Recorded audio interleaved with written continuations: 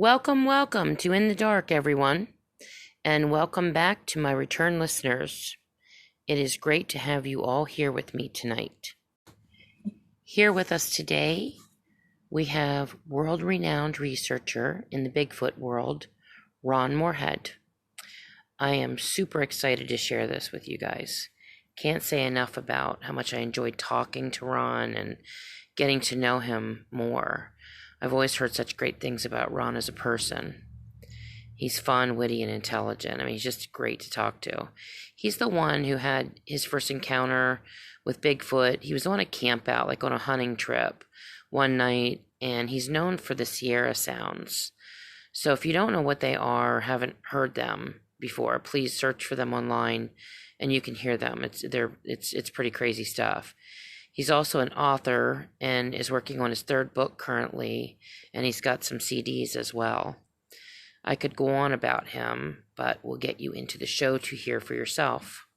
And just as a side note, Ron had a guy at his house doing some work for him.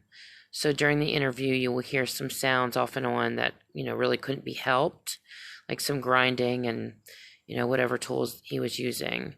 I hope you don't mind them. I spent some time trying to edit them out, but wasn't successful. So it's coming to you as we did it. So I hope you guys enjoy this.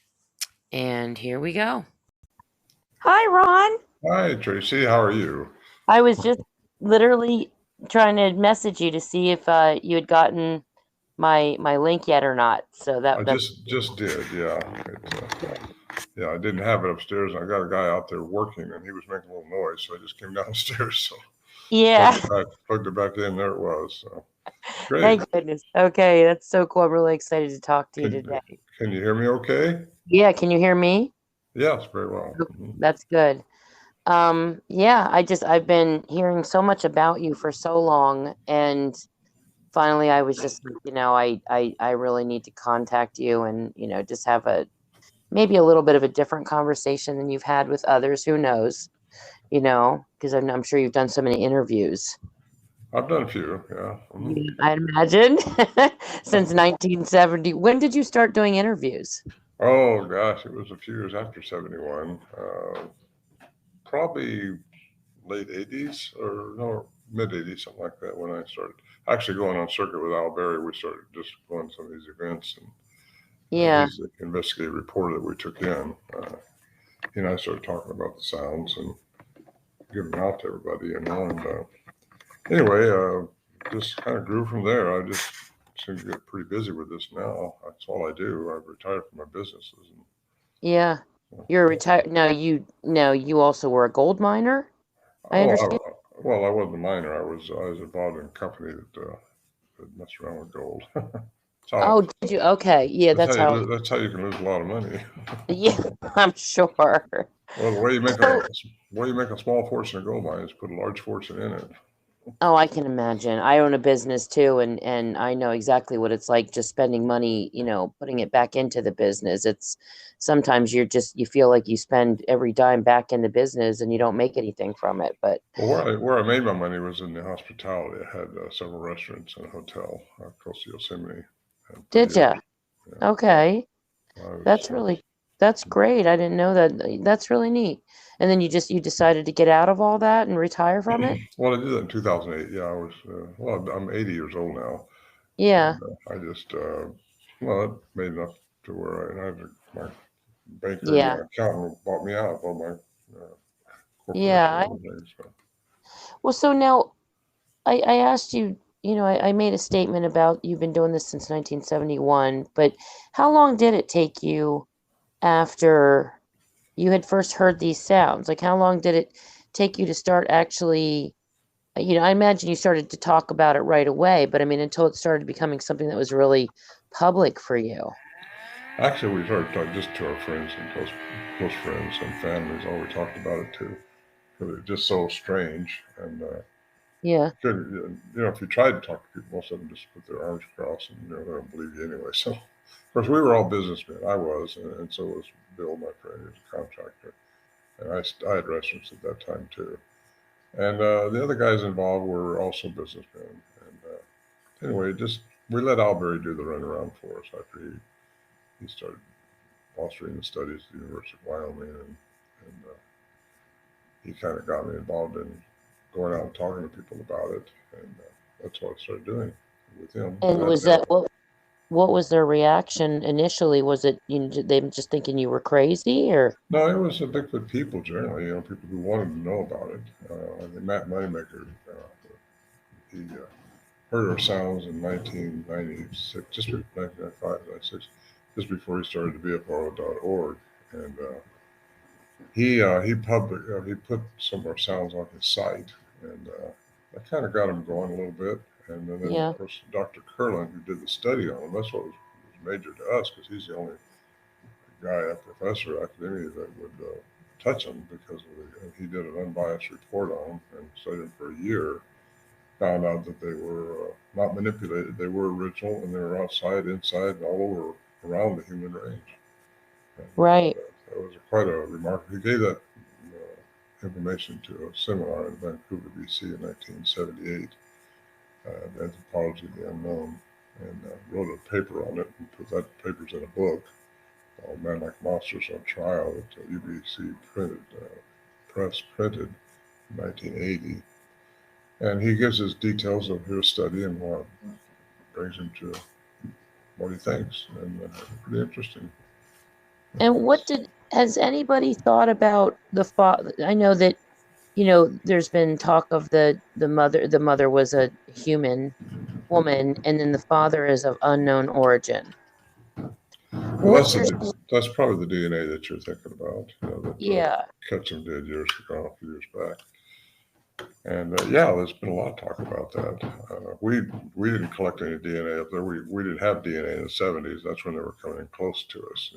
Talking about. Of course, we were underestimating what we were dealing with up there. We didn't know what they were. We thought there was an animal in the woods, like so many other people do now. But I believe now, I'm pretty sure I've got on the right track and close all the dots for they are a human hybrid, and they have the human genome in them, and the mitochondrial, and then it's been Ketchum did the study on the nuclear DNA too, which also brings in the male counterpart to whatever species she was handling, which was over 100 different specimens. And anyway, there's a book written on that now by Scott Carpenter, very, very enlightening book about how the DNA was handled, how science community just thumbed it down because of it was just out of their. They don't want to know that. It goes against everything. It goes against Darwinism. It goes against religions. It goes against everything. Right. So, I mean, what did you come up with the theory that what do you feel? You say human hybrid, but I mean, what do you think? Like, what do I base that on? Yeah. Okay, we got Dr. Curlin saying that the tapes were not manipulated. They were not slowed down. He's an electrical engineer, professor of electrical engineering. So his credentials are impeccable. And then you've got Scott Nelson, who was a cryptolinguist, who got a hold of him in 2008 by accident by listening to the BFRO. And he came out and interviewed me and Alan Berry also. He was an investigative reporter we took in to the camp in 72. He got some very clear recordings, and he said that's the ones that Dr. Curlin studied. But Scott Nelson didn't know about all that. He just heard him on BFRO. So he came out and talked to us because he's a cryptolinguist trained by the military, the Navy, as a linguist, cryptolinguist, two-time graduate of the Defense Language Institute in Monterey, California. And he embedded very carefully. I got a letter from them saying that he's a two-time graduate, and he is. He's more than qualified to transcribe a language. There is a complex language within these sounds. Mm-hmm. So anyway, I go on from there, and I carry it into, you got so many people saying, well, it's outside the human range. You've got Thinker, which isn't a professional, but he does do some pretty good work. He says that they can do 5 octaves in one tone. Well, that's humanly impossible. However, the sounds that we had up there would certainly suggest that too, but we weren't checking for that.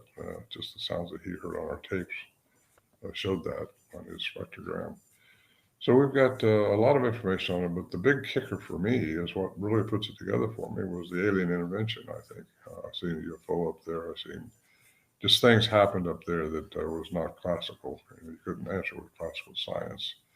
And Right. Alberry had a master's degree in science, and he said, whatever you do, don't talk about the strange stuff that goes on up here, or we won't get invited to ever speak anywhere. Wow. So anyway, I didn't for a long time, and I started doing it because I think people are ready to hear what really happened up there. Mm-hmm. And what happened up there was not just the sounds we recorded and the creatures, whatever they were, that we were encountering, which have a language. By the human definition of language, that means a sapient sentence like we're talking now. That's kind of critically important to this, because only humans, according to Dr. Lieberman at Brown University, have the human vocal mechanism for language. And that's critical, because we put it all together.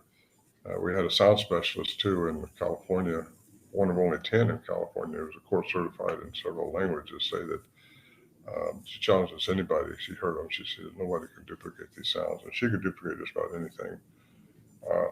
So you got all these people chiming in over the years, and this has been going on now for over 50 years. So That's incredible. nobody's able to debunk it because it happened. And so they're pretty much accepted now. But what gets me into really chiming in on this UFO stuff and alien intervention is the fact the government now says we can talk about it, right? And not be called crazy. Right. So I kind of present that in my program now, which I'm speaking at this Saturday in Washington. Oh, State. are you? Yeah, I'll be there at the Medline Falls. That's where it's at. Yeah, it's a convention there. And, Okay. That sounds fun. Are you like researching, like going out hunting for them? My research is done like this, and like calls and emails. I don't get out in the woods. I'm in North Carolina now, and I'm outside of the area where I had all these encounters. But there's a lot going on here. I just spoke in Kentucky here last month, and actually earlier this month, and it was over 30,000 people there. So it's really becoming popular. Yeah. I say Kentucky was Knoxville, just out of Knoxville, Townsend, Smoky Mountain. Mm-hmm. And so anyway, I think I put the dots together to establish for most people's minds anyway that these things are a human hybrid. Now you've got another person that chimed in on Ketchum's report, the DNA, who wrote another paper, and he said that maybe it's not a hybrid like she says, because she assumed it was a hybrid just because they couldn't find the nuclear DNA in the gene bank. There were 227 billion samples. Mm-hmm. And so therefore the academic community kind of thumbed it down. But he went into a theory of mitochondrial integration, which means that they are so close to human that maybe they are part human. And that's where he went with it, but not necessarily a hybrid, just that over eons and eons of time that they've inbred with humans and became more human-like. So I get into the dilution factor too a little bit, which I think happens. Right. Native lore, a lot of natives have to say that they used to take their women, and I think there's different types of these beings, and not just a Bigfoot. There's several types of these things. We call them Bigfoot, but they're different. They're different. Right. And Yeah. some of them probably can talk and have the attribute, but it depends on what created them and when. Because if they were here before you and we were, and just evolved up like Dr. Meldrum suggests, that's where the evidence leads us through that, lineage like that from the species, Gigantopithecus, I think it was. Yeah. And possibly that they've just evolved so good, but they've evolved past us, or they're more than what we are, from my experience. And that's the difference between me and some of the quote unquote professionals out there, because I've had the experiences, and several of them, and it wasn't just one account. And that's what makes the story kind of hard to believe until you take the science that we've had done behind them, which is the scientific information we've got that backs up the sounds. But I think the Bigfoot itself kind of has taken me into this field of what really are they and what are they here for? We call them Bigfoot, but they're kind of cartoonish, and that keeps a lot of academia away from it, really, just because it's called that, and they don't touch it. We're just very fortunate to have Dr. Curlin take it on. And then prior to that, though, Al Berry, who was fostering all this, he took it to the people that did the Nixon tapes, i.e. Tybal in New York City, and Mm-hmm. they weren't going to do this for nothing. They suggested he gets a university or somebody, some professor behind it to establish the tapes. But they said what they're hearing, they said there was no 60 cycle hum, which would have showed pre-recording or re-recording, that they were much stronger than human could do. And they just did a preliminary listen to them, but they wouldn't tackle the whole subject because they just were very busy at the time and cost money to. Right. Or Foster, the Curlin did it. He just did it as a project. So anyway, the sounds are credible. That's just bottom line, and Oh yeah. nobody Yeah. can debunk them because they are what they are. And I don't usually try to defend them; they defend themselves. But I'm just telling people the history and what I went through. Besides the sounds, what we went through up there, which was different types of entities happening. I mean, lights and just sounds that you could not find the source of. And I don't mean vocalizations like we record. I mean metallic sounds. Just one time we thought our camp was being torn apart, and we look out there and nothing's happened. That's really weird. We were in a shelter up there, and you couldn't see out unless you opened the locked door we had. So Yeah. So it anyway, sounded like your camp was being torn apart, and you looked out and it's not touched. yeah, how do you explain that? And why would those kind of sounds be happening? I mean, I wonder. Well, I think they were toying with us. That's my opinion. Oh, gotcha. Okay. Yeah, because I think they have abilities, and they have well, they do. They have abilities that we just don't understand. That's what Mm-hmm. got me into quantum physics and got me into trying to understand a science that could answer some of these anomalies we were experiencing up there. Mm-hmm. And so that's what caused my second book, Quantum Bigfoot, to come out. And it kind of gets into the science that can answer those. Because so many people, I would interview, they saw one disappear and hear all these strange stuff that goes on. And so many researchers just kind of throw them out with baby water. They won't listen to them because nothing can just disappear, right? Well, Right. wrong. Some things can disappear when you understand physics.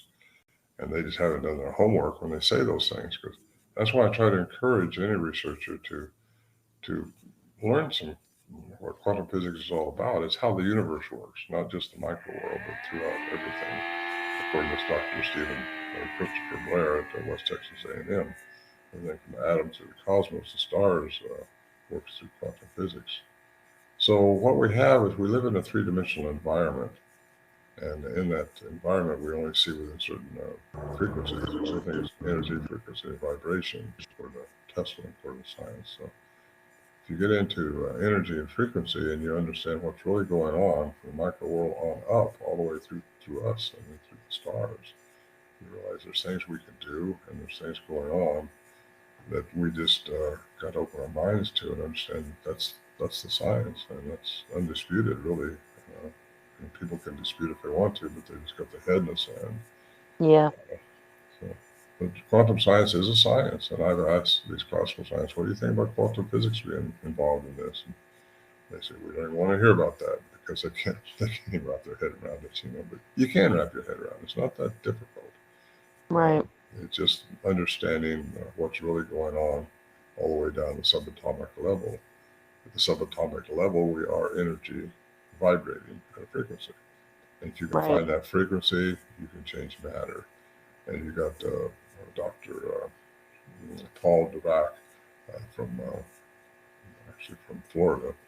In 1933, he won the Nobel Prize for the mathematical equation that established that energy and matter are interchangeable, that matter can turn into energy.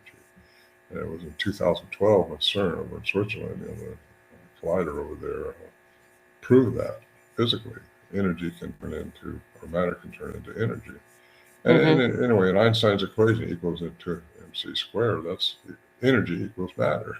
But right. They are interchangeable. So when someone says that something can't disappear, it just means they don't see it, because our light frequency is between 430 and 770 terahertz. That's the only frequencies we see with our visual eyes in this three-dimensional world. But there's all these other frequencies on each side of that. And if you get into those, there's things that you're just not seeing, but they are there. And that's where people are seeing ghosts, because once Right. in a while you might get, depends on temperature and different frequencies going on, but people can see those things in the fourth dimension of time, because you can get out of the three-dimensional world, especially when you get into your theta state of awareness, which is kind of like a sleep. When you go out of your alpha state into the theta state, you're kind of relaxed and you're not analyzing things, and your mind can open up to things. And these things can they can get on your frequency, and they can work with you and play with you, and that's what a lot of people are experiencing. And when they hear one call their dog's name when they're out in the woods and their dog's not with them, stuff like that happens all the time. Yeah. Yeah. Well, that might be why animals see things that we don't too. They see in a different, they might have a different spectrum of sight, and there's people as well. Like I've told you in our emails that I've had so many things with, since I was a kid. So I just think some people see other, more than others do. They do, yes, that's for sure. You also got senses of different, like a dog can hear ultrasound where we don't, and right. And we got tigers and elephants and giraffes can do ultrasound, which we don't hear either, but it does affect us. Yeah. And so you got like a bear's olfactory sense is 2,100 times better than humans, and we can't smell like they do. I don't mean stink. Yeah, I know what you mean. Yeah. Yeah. So anyway, there's just so much more that people need to understand. We seem to have a tendency to live in a bubble, just our little worldly bubble that we're in, and there's so much more.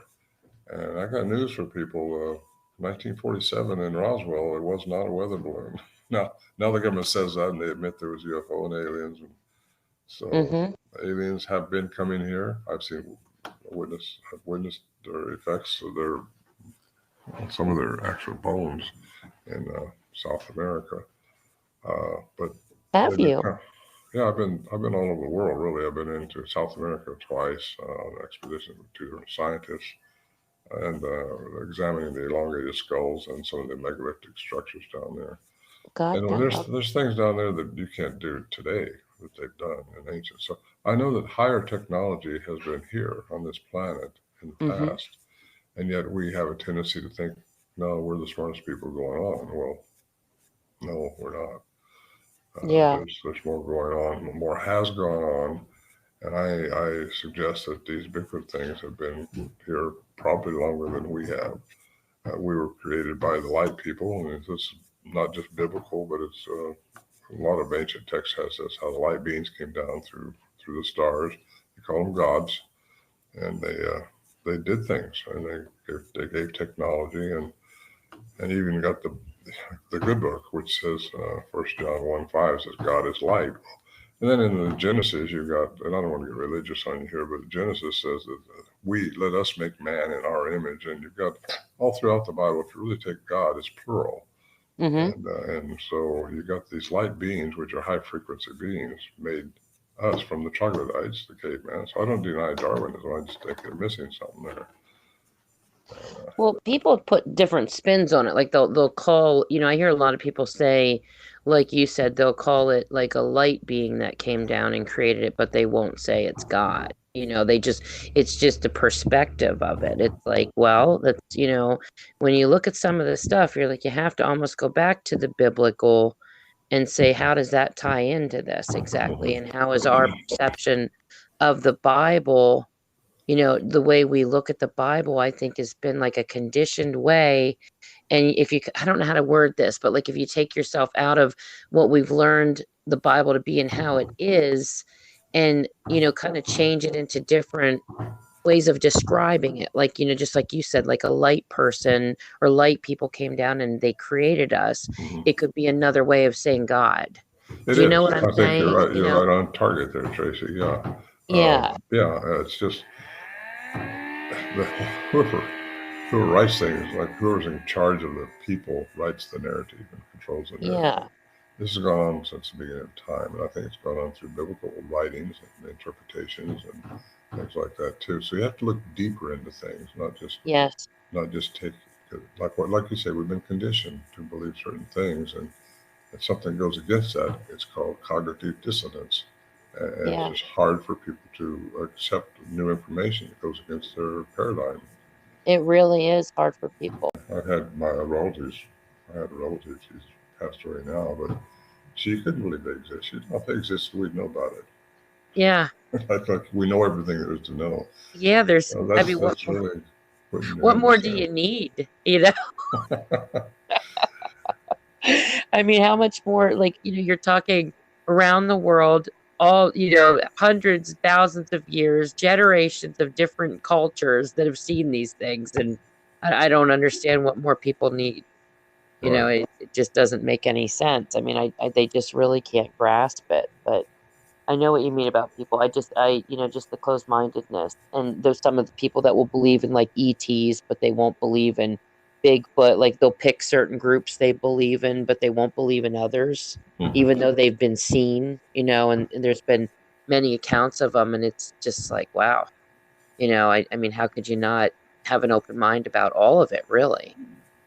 That's for sure, and especially with the alien component, you put that into it. Mm-hmm. That forms right along with biblical teachings and with star people coming down from the sky from all the way from the Anunnaki, Yeah. on, and even before that. So yeah, it's just people need to open up their minds, and the only way a parachute's going to work is if it opens. I think Yeah, the I religion know. minds the same thing, and you just don't want to hit the ground without being open. So I think people have a lot to look into and a lot to study if they really want to understand. And some people that just, like you say, have a closed mind, and that's a shame. And it's what I Yeah, try to open up is in my programs is their how. comfort. That's their comfort level, though. Well, it That's. is, and I tell you, I got a relative real close. He's, Hmm. but he's closed minded. He won't even listen to it. Raised very spiritual, very religious, I should say, and him and his wife both are just well, they won't go outside that religious teaching because in Galatians, I think it says if you change any word in this Bible, you're going to go to hell or something like that. So, they're afraid of, not afraid, but maybe they are afraid. But they've been trained since they was 5 years old. This is the only way, and you better believe it or you're in trouble. Yeah. Well, that's too bad because they won't even open their minds up to listen to me. They don't even ask me a question ever, and I'm around them all the Wow. time. About what I do. Well, she will occasionally, but he doesn't. Mhm. And Well, there's even the component like I talked to you about. I've had thoughts of, are these connected to the what they would call the Nephilim, which would be, like even the aliens, like are the aliens a different term for demons or potentially like the Watchers that fell? Or I mean, are these just different names to give what's actually, biblical?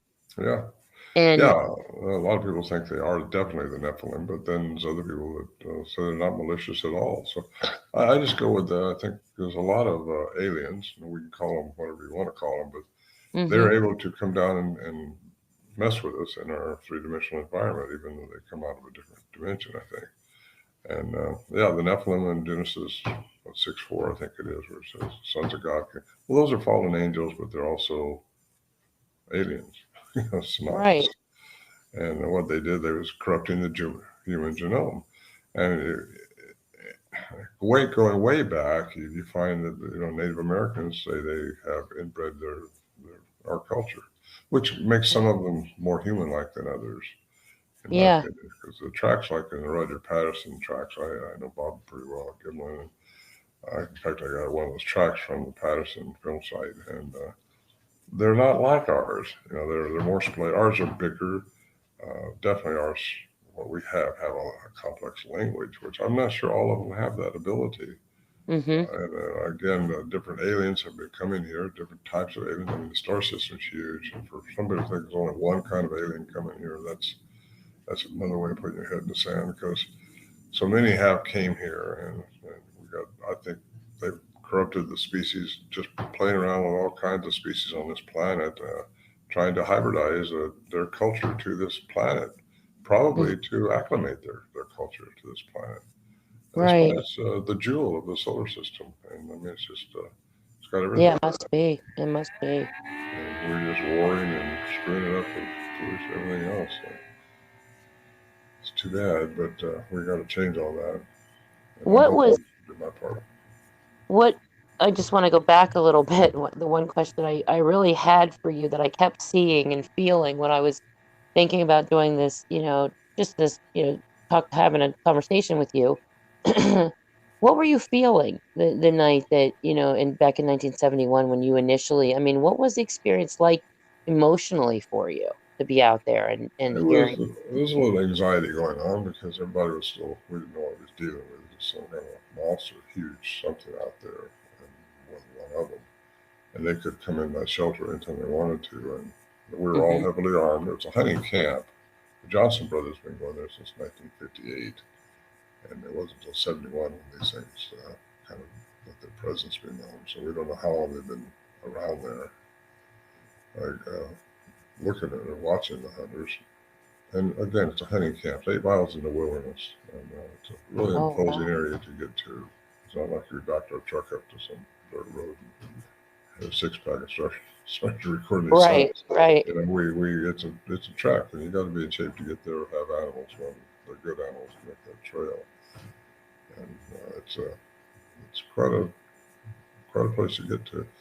I know I took David Pilates up there in 2008 to do a little filming because he's the only one I've ever trusted to take to the site. Yeah. He was a videographer, and they did a little segment on the Sierra Camp up there. It's in his Missing 401, The Hunted.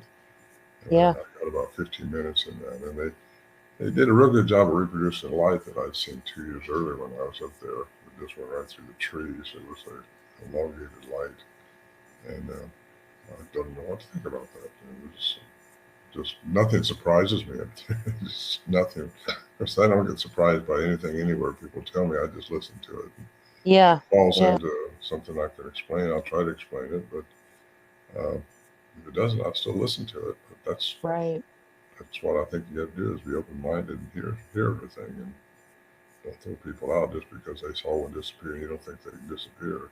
Because what it amounts to is they can change their matter into energy, like we talked about a few minutes ago. If they can do that, then they would drive your perception, and their trackways would stop. And I've had that happen to me. We were following this trackway. My daughter had a sighting. We found the trackway, and we followed it, and it just abruptly stopped. And for a long time, you don't know what to do with that. You just think, well, wow. And so you just kind of put it on the shelf. But if you really understand how that can happen, it happens through density, because they have no more density once they change their matter into energy. And I think they can go from third-dimensional environment and probably somehow get into another dimension. Yeah. As people see in kind of a pixelated form when they go through that change. Yeah, I've heard that too. They call it the predator effect, I think it is. Yeah, it is. That's exactly it. So what did David, when you took him up, I mean, did anything come out of that? No. Well, the film, but that's all. And I told him, if someone strange comes up here, usually nothing happens. Of course, again, we're heavily armed, and not that matters a whole lot, but we also went in with 5 mules. Mules of equipment. Yeah. Set up, we all had the individual tents, and it was a big deal. And so it was fun, and we enjoyed the whole thing. It was all great. And I'm glad I did it, because the whole California was on fire at the time. We was worried about the pack strain getting us back out with all that equipment and everything, because the fires were moving towards us. Oh, no. We was up there a full week doing this, and it boiled down to a 15-minute segment on that Missing 401, The Hunted. Which I'll be speaking with him this weekend up in Mine Falls. He's going to be there. I love his show. I always watch David. He is the one person out of anybody that I will religiously watch. I've known him since 2009. I met him at a convention we were speaking at. And I trust him, because I've been with him, and that's why I took him up there, because other people, we just don't know until you get, he's trustworthy, and if someone isn't trustworthy, you don't want to deal with him. So. Yeah, he's just somebody, you get a feel for him that he's just he is trustworthy, and his work, I think, is so important, what he's doing. just to get the word out to people that these things are happening and that you do have to be careful. And this is, there's certain things you need. And, what's your what's your take on the missing 411? I mean, what do you feel about that? Well, I got to tell you, seeing how I ascribe to the multiple different type of aliens have been here, different ones have different agendas, and I think they have different reasons for abducting people if they do, which a lot of people say they've been abducted. And my feeling is, I can't tell you what David. I know what David feels, but I know he don't like me talking about how he feels. I can't speak for him, but Yeah, I know. But I do think everybody other in people have been abducted. Mhm. Some are hybrids now, and there's been impregnated women taken. I mean, impregnated with a hybridization program going on with different types of aliens. So it depends on where you want to go with all that, because some of them, can be malicious and some of them may be benevolent. What about the disappearances in the national forest and even around the world in general? I mean, what do you think? Oh, some of them could be exactly what most people are alluding to, and that's that the alien has abducted them or something. Yeah. Some of them just don't have a reasonable answer how some of those things happen. How the little boy spent 3 days out in the wilderness, I think it was, with some bear holding him, keeping him warm. Right. Right. Well, come on, bears don't do Yeah, that, do they? I But know. you got a lot of stuff that you just got to kind of listen to and put the dots together and see if it makes sense. But what makes sense to me is that there's multiple things happening, and there's just a lot of people aren't paying attention to them or trying to put the dots together to get a picture. I Yeah. think really that the smoking gun of this thing is that there are different types of them out there, and some of them may be a relic condiment, which would be fall into Melvin's theory of a relic condiment. That's what you think they just Yeah. came up through the ages, but again, they're all out there looking with camera traps or being on trees or something like that. And that's not what I do. If I go out in the woods, I'm not going to do that necessarily, unless just you want to draw some attention. But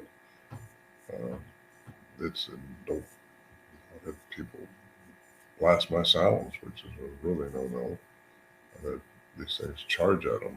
One guy said he blasted sound. He's seen this thing charge at him too. Oh my God. He learned how to run real fast then. Oh, I can't even imagine. Can you imagine? I mean, my God, it would be bad enough what you went through. Well, the thing is, we've had these sounds transcribed, transcribed by the Navy intelligence cryptolinguist as a complex language, but he doesn't know what they're saying. He just knows it's a language by the human definition language, definition of language, which again he's been trained to decipher if it's malicious sounds. What if a sound is a language, or if it's just sounds going through? He did this for the military, Navy, and he's very qualified. And he said, there's no messing around with these things. I mean, you don't know what they're saying until one comes in and points to a tree. It says, ooga, ooga, there's a tree. You don't know that ooga, ooga means a tree. So you don't know what they're saying. And I don't know what they were saying to me when I was with them that night when actually they started interacting with me outside the shelter, which was unusual. They really sound like samurais too. Like there's so much, it's crazy when you hear it. Yeah, that was coined by actually Matt Moneymaker. He heard it. And he said, like a samurai cry. That's where he started off the BFRO was next year, I think, in 1996. No, that's what I thought. As soon as I heard it, I was like, oh my, like you don't even, it's my first connection when I heard it was, it just sounds like, some ancient samurais like going off on somebody, it's just crazy. Well, that's the night I saw one, Tracy, and that was a long time coming, because that was 1974 when that samurai cry I recorded it. And oh my God. I saw one just streaking down what we think was two more, an adolescent and a mother down below the creek was. Wow. And it was probably, I didn't get a good view of it. I just seen it streaking down through the trees and going really fast, very fast, very smooth, very fast. And so you finally get to see what's making the sound, which is unusual. Because if you don't see what's making the sound, you don't know for sure what was making the sound. Right. we do know that's outside the average human range. We know that from science. How many times have you seen one, Ron? That was it. Okay. How about, like, have you seen any other cryptids? Like, people talk about dogmen or, anything like that? No, I don't disbelieve in the dogman because I Yeah, do believe that aliens are messing around with different species here and doing definitely. different things. So I have no reason to disbelieve in dogman. I've never seen one, and I don't mind seeing one, but it doesn't make me one way or the other as far as my Yeah. belief system goes. See one from a great distance. That would be, that's the one that it's like, I don't know. Those, they're the ones that really terrify people, from the sightings. Well, they're hunters, I've heard. I interviewed Yeah. a guy, he came to me and said, I've seen dogmen, and he says they're hunting the Bigfoot. That's what they're for. Because there's a kind of I don't want to say a race, but a conflict with different type of aliens. And who knows what created the dogman to what kind of Bigfoot these is. If they are hunting the Bigfoot, what they're doing about, what for. Because some of the Bigfoots are here to, I think, help us. And I think that's what we had up there because we didn't know at the time. But because of the interaction I had with them, it's kind of got me on programs like yours here and different ones and different conferences all over. And it's just opened up a whole new world for me to try to understand. And that's what we do. That's what we're here for, is experiences and understanding. God, imagine. I mean, I'm trying to, there's just something where I feel in my soul that it's the biblical connection, and I'm trying to wrap my mind around all of it. But there again, I mean, I can't say, I mean, I don't know 100%. We can't say anything 100% really, so it's just like, I'm trying to see or figure out how it all ties together. And but if you look at things that's written that we've been taught about the biblical, it really does tie in so much in a lot of ways. Mm-hmm. But there's also been so many books removed from the Bible, I believe. I truly do believe that. Oh, it's true. It's no question. Yeah, a lot of people don't. They think that that's nonsense. And I'm like, no, it's, there's a lot of books that have been taken out of the Bible, and those are the ones. Don't they know about the Dead Sea Scrolls or anything like that? Yeah, exactly. It's not like it may have happened, or it's like saying, well, George Washington was he here or was he not here? Yeah. George Washington was here. It's a matter of history. Well, Dead Sea Scrolls are a matter of history.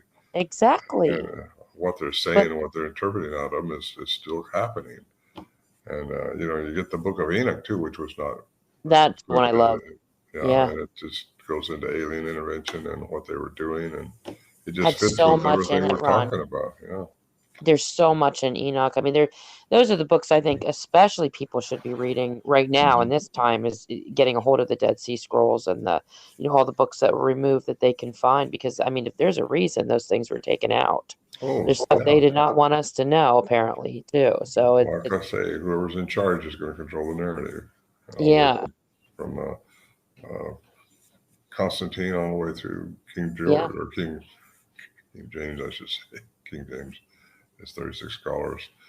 But yeah, I was raised religiously, Tracy. I was raised. I know. And I read a lot of scriptures, and I kept, when I first encountered these things, I kept, where did giants come from? What's going on? So I started reading about giants, and it goes on from there. You can't just stop with that. There's all kinds of recorded history, and there's a lot of stories that kind of repeated in the Bible. I mean, you got the Bible, but you've also got the Sanskrit. You got just people have got to look and open their minds up for what's really going on and how the narrative is controlled by whoever's in charge at the time.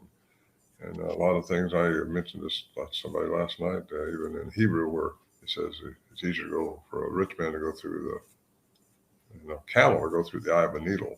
Right. And I've heard so many takes off of that, but you start looking in the Old Testament Hebrew, which I have to translate, right? The word for camel is spelled exactly the same as the word for rope. So you think about that a little bit, and that'll get you off tangent. Exactly the same word. So somebody put that in the Bible as a camel instead of a rope, I think, because it makes more sense. It makes more sense if you're trying to put a rope through the eye of a needle.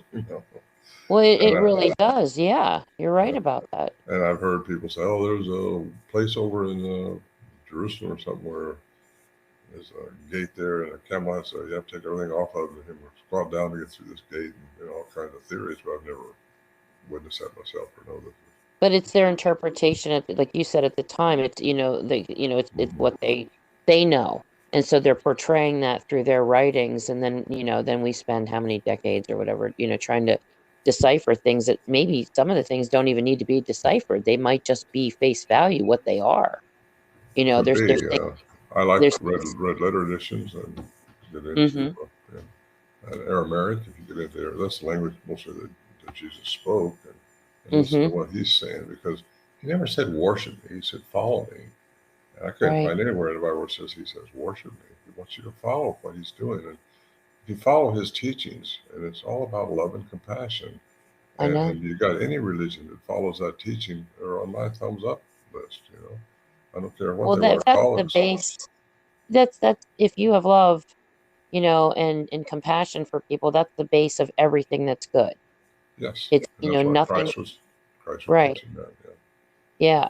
I mean, you wouldn't have wars and killings and all the stuff that's going on if you have that as your base. And that people have to learn that even in relationships with their day-to-day stuff. There's been a lot that I've been on a journey with God for a long time, and he's taught me a lot of things. I can hear him. I can feel his voice and hear him.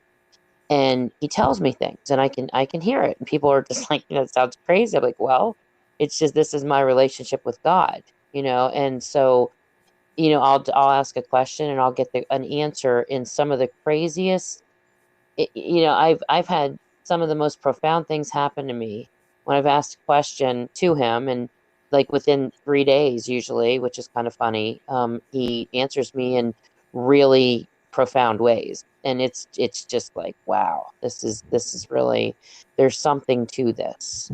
Well, I think we all have something watching after us, something over us that we don't see, but it's there for our benefit. And you can pray, and it's asking for something, or you can meditate, and that's when you receive something. A lot of times you receive things because if your opinion, I think it all relates into the opinion behind the third eye, which a lot of Egyptian hieroglyphs and all that. But me too. Put that woo-woo too, But if you want to call, the subchapter of my book is bringing science and spirituality back together. I think true science is, well, even the Veda, the text of the Veda.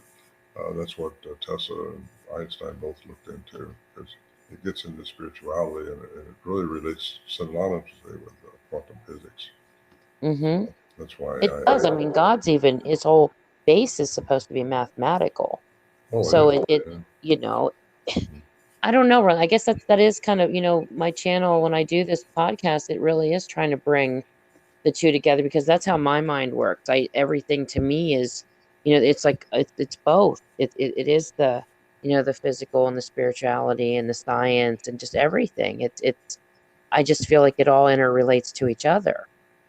That's just how I look at it. It does. So it's just something that I feel. I don't feel one way or, close my mind off to the possibility of things. There's so much going on.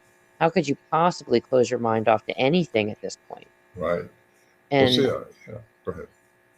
Go ahead. I'm sorry. I was going to talk about our three-dimensional environment. So many people think that's all there is. And as you get into quantum physics, you realize that mathematically have been established 10 or 11 different dimensions. And we only live in 3 of them. Right. So these other creatures are higher frequency dimensional energies. And some of them can come into our environment. And when they come into our environment, they are subject to our environmental rules, our 3D rules. They can be shot, they have to eat, they do all that stuff. It's when they step out of it that they go into different timeline, so the time doesn't exist, and you get out of our 3-dimensional environment. Everything's in the now. Just so much to know and to understand. Just without an open mind, you're just going to hit the ground like a parachute that didn't open. Well, maybe that's why the government covered so much of it up. I mean, maybe they felt, I believe that the government, personally, I think it's basically at this point, it's like this evil entity in many ways. But, I think a lot of us feel that, but it, maybe they just felt it was, or I don't know, maybe it wasn't just the government, but something out there felt that it was too much for people to take in. There's just so much going on, and you're on target. That's true. I firmly believe the government knows so much more than what they let us know, because it's just too much for us to handle, they think. I mean, if you had free energy, what would that do to the world? If you had all this technology that alien advanced races have, and you spread it out to the world, it would destroy so much. That all these entrepreneurs and egotistical people think they have to have. I can think about it at my age, and I think about all the people that's come and gone that have been high-profile people. I mean, from John Wayne to Elvis Presley, to go on and on and on. They accomplish all this stuff, but then they're just gone. Yeah. Well, what happens? Well, first of all, according to physics, nothing dies. Energy, which we all are, cannot die. It can only change forms. That's quantum physics. Energy can only change forms. It never dies. So what do you go to? Well, if you're religious, you're going to go to heaven, you hope. And if you're a physicist, you're just going to change it to another form, into another dimension. And I think that's where we're going to all understand everything at that time. Right now, we're just working towards it, trying to. And that's what I hope to.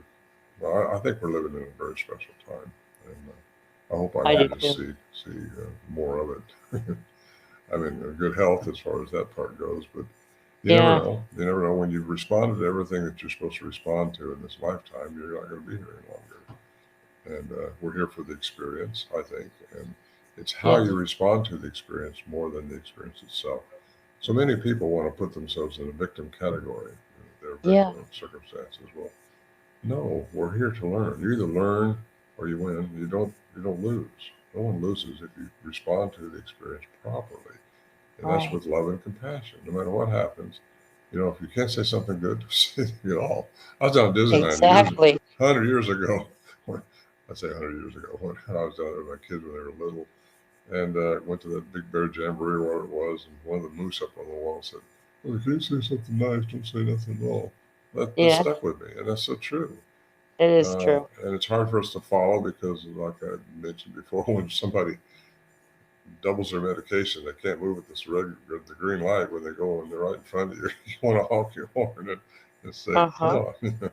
But you got to have compassion for those people and for everything that happens, and for what your circumstance is. Just receive from it, learn from it. Don't put yourself in the victim category. And that's easy for a lot of people to do.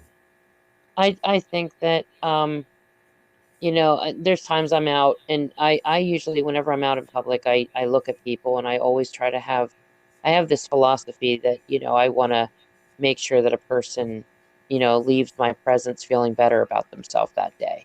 Great. Because you never know what this person's going through, obviously. We just don't know what kind of life they have or whatever. But there are times I get in the car, and driving is one of those times. Well, we're still human, we got those challenges. Hey, gotta interrupt the show for a brief moment, and we will be right back. Hi, everyone. If you're new to podcasting or interested in starting a new podcast, let me tell you a little bit about Anchor. If you haven't heard about Anchor by Spotify, it's the easiest way to make a podcast with everything you need all in one place. Anchor has tools that allow you to record and edit your podcast right from your phone or your computer. And when hosting on Anchor, you can distribute your podcast on listening platforms like Spotify, Apple Podcasts, and many more. It's everything you need to make a podcast in one place. And best of all, Anchor is totally free. So for the brand new podcaster, that is a plus. So check it out.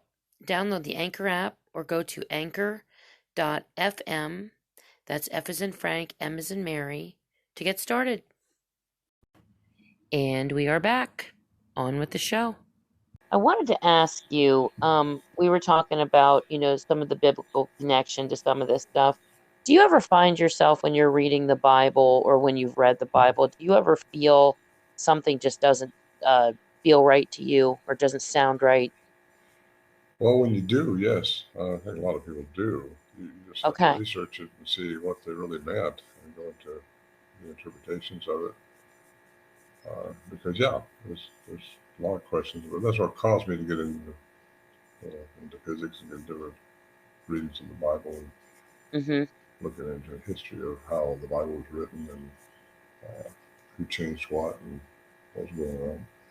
And all the books that you were talking about, like the Book of Thomas, and that wasn't included. There's things that didn't fit with the paradigm.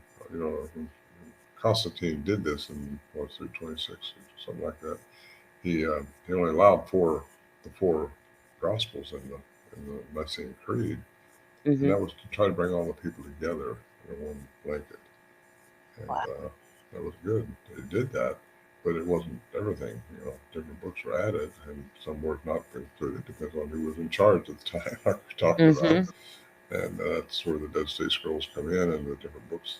You got Judas wrote a book, Mary wrote a book. I mean, there's all kinds of papers out there that are being translated now into English. That's crazy. Some of them we can buy, and some of them are available, some of them aren't. But it's just people have to just look and stop just keep their head out of the sand. Yeah, I just wonder because I feel like, you know, I have a problem every time I've tried to read the Bible. I walk away feeling, not every time, but a lot of times I walk away feeling angry. And I feel like that just doesn't, it just does, even the whole concept of hell. Now, hell could be very real, you know, but I just sometimes I just sit there and I'm like, it just doesn't, that it doesn't make sense to me that, you know, you would just round, you know, 98% of the population up and throw them in a pit of fire. It don't happen. I mean, does it ever, like, I mean, you know, like sometimes I'm just like, this just doesn't, I asked that question that you're asking right now when I was long time ago. I said, well, who's going to be in charge of hell? It doesn't make any sense. Yeah. And no one could ever answer that.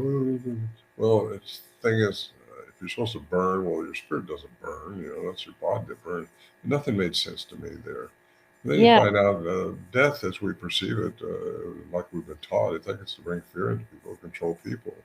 Right. If you don't do this, you're going to go to hell. Well, that's exactly how I feel. You know, no, it doesn't exist like that. I don't believe. I was trained differently. I was trained that we only have this one body to go through to, but I believe now in multiple embodiments because that's what makes sense to me. If all these people that say, how do you get a 5-year-old that can play a piano like he's been playing all his life? How do you get these young kids, which are 5, 6 years old, knowing different languages when they've never been taught a different language? What fits with all that? What fits with some young kid, 8 or 9 years old, all of a sudden, like I say, getting his legs cut off or something like that? Where's the balance in all that? None of that makes sense to me. It never did. The balance in that is karma, and you know, betray. Yeah, you can't get into that. You go to hell if you think about that. But we have to balance ourselves, to balance who we are, and start getting ourselves in line so that you're listening from your heart, which has to be in coherence with your brain. Otherwise, your brain's going to tell you which way to go, and you're going to make mistakes. But once you can listen to your heart, you're going to do everything right, and you're going to be okay. Right. And that's how I think, anyway. Anyway, yeah, I believe in multiple embodiments, just because there's been too many people that are claiming it. Number one, and just about every religion in the world thinks it that way, except for some of the Christian religions. And you see a lot of those people are coming out of the box now because it doesn't make sense how some things can happen. Some people are born with a silver spoon in their mouth, and some people are hurt all their life. Right. Well, what balances that? What makes that right? It doesn't. It doesn't make sense. No, and there's no hell. I mean, in my opinion, I got to say that because I get called upon by religious people, but I don't care. It's how I think. It's what I. It's just hard to imagine a creator that would do something. That to me is evil. God is love. So that's wherever you look. That's it. And God is plural. Beings of light. I think our DNA from the troglodyte was changed. I think I've mentioned that by these creators of high frequency, and they're not just dimensional, but they're interdimensional. They can be anywhere, anytime. They're very, very high frequency. They are not God as you perceive, because God is a consciousness, and it's like there's got to be a consciousness in charge of it all, but still there's these entities that are right out of that. I don't know how to explain it. I can see it, but I can't talk. I can't say it. Yeah, I understand. Who created us in their image, So we're supposed to be high frequency beings, but we're working in three-dimensional frequency, and if you can find that frequency, you can change matter. That's how I think Jesus and the Right. masters did their miracles, was through laws of quantum physics. He said, "You can do everything I'm doing." Okay, he sent everybody out, do what I'm doing, raise it, do that. He did say that. Well, Yes. how many of us are walking on water right now? Wow. I wish I could change my water into wine, but I can't do that yet. And we got a long way to go. How far is Bigfoot advanced? That's a question I like to ask people. How far do you think they are? Because so many people think there's ape running around the woods, and we got to be superior to them. They can find us, but we can't find them. No, I don't think that we're superior. I think we're just different. There's so much more than an ape in the woods, and they have probably evolved further than we have. We have further to evolve as human race. But Right. we're very lucky to be who we are on this planet and be given what we've been given, and given the opportunity, I should say, to be here and to respond to things, because that's what's going to allow us to get into a higher frequency. Well, that could be the creation, though. That's what was intended for us to be, who we are, and in a sense, run the planet. But I just, and then the government, of course, which I don't know what the real term for the government is, but whatever beings that that are at play here are making sure that we don't know our abilities, that we don't have this information. I mean, we could have all the abilities these Sasquatch have and more, but we're not aware of it. That's so true. I think you're on track right there again. We have all these abilities. We just haven't evolved into them yet. We don't know how to use them. We don't. Right. Well, you got people who have telepathic abilities. You got remote viewers, which happens, and you got people that just have delved into this more and have learned how to use some of these abilities that we have. I think we all have to learn how to clean up our pineal gland, get the third eye so we can receive this information. We've been dumbed down by our government, by fluoride, by everything they do to us. Yep. And as long as they keep doing that and we allow that, we're going to not gain like we should. But I think there's a big transition fixing to happen on this planet. And I think we're in the right time, doing the right thing. It's crazy, the stuff, like, it just, I've had, I have huge telepathic abilities. I can literally, it's insane. Good. How much I can feel things before they happen, see things. I've been told things. I've had dreams. I've had feelings. It's bizarre how much of that I have. I always attribute it to where I grew up. I grew up in basically a haunted. It was active. I told you, in the email, I said, I don't want to call it haunted. I guess I would say active. It was a very active household. It was the house was, it was huge, and it was very old and Victorian mansion, and it was very active. And I just felt being in that environment since I was a child really opened up, maybe, tapped me into certain abilities, because I was aware of things that were going on, and I grew up believing in it as well. So, and that's a huge part of it, is if you have to believe in it, or believe that it's possible to even, understand. Otherwise, you're going to think it's just your mind playing games Yeah. or something. Yeah, you dismiss it. You try to buffer it out so you don't have to feel it or deal with it. And I do that a lot. Even, like, I'll sleep with TVs on and stuff like that, because I have to constantly buffer out my environment, because I get pressed in on. I feel all this stuff pressing in on me, feelings, flashes, even spirits, or whatever they are, stuff that's around me. And I just get crowded with it. My daughter's the same way. And if I have to be in a house with other people almost at all times, or, I can't, it would drive me nuts to have to sleep in my house at night alone. It would just be awful for me, because it's just so active around me, and I try to ignore it. Well, for a lot of people is that way. Not a lot, but I mean, I've heard of other people that are very intuitive. My mother was that way. Yeah. I don't know if it's inherited or what it is, but I think it all has to do with frequency and vibration. Yeah, it's gotta be. Yeah. If I could just. I know I've had things happen to me at night, generally when I think I'm asleep. I'm in the alpha state, just dozing off in the theta state of sleep. And then things will happen, and not every night. Occasionally, I'll see something you shouldn't see. And as Yeah. soon as you totally wake up and try to analyze it, it's gone, just like that, because Yeah. the frequency changes.